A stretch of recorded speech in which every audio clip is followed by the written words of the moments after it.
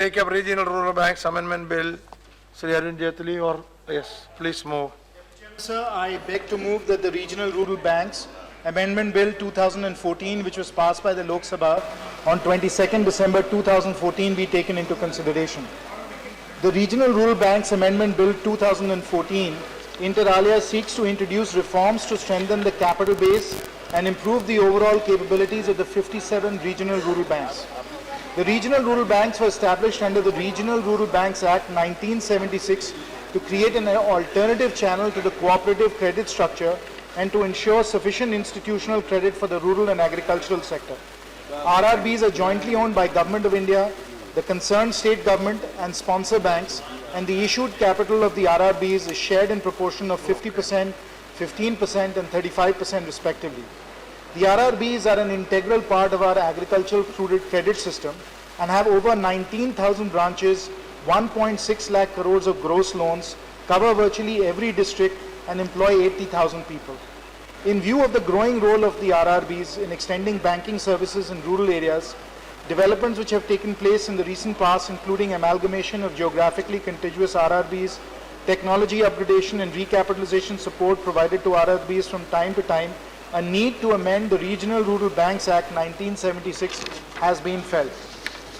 Structural consolidation of the regional rural banks was initiated in 2005 by amalgamating RRBs sponsored by the same bank in a state with a view to have economies of scale, better customer services, better infrastructure, larger area of operation, enhanced credit exposure limits, and diversified banking activities.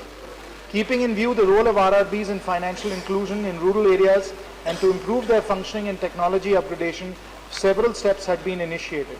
The RRBs had rolled out core banking solution and had joined the national payment system. RRBs had been advised to take necessary action for e-governance and concrete branch expansion plans to cover underbanked and unbanked areas, etc. In view of the modernization and technology upgradation, a need for further consolidation of the RRBs was felt. Therefore, amalgamation of geographically contiguous RRBs was initiated with the concerned state government and the sponsor banks.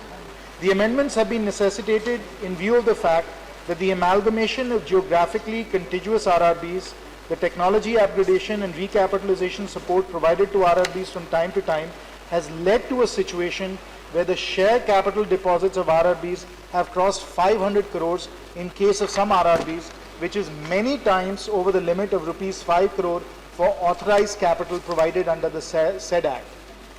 The proposed amendments also provide for raising capital by RRBs by sources other than the central government, the state government and the sponsor bank. But this is subject to the condition that 1. In no event will the combined shareholding of the central government and the sponsor bank shall be less than 51%, and the state government concerned will be consulted if its shareholding is reduced below 15%.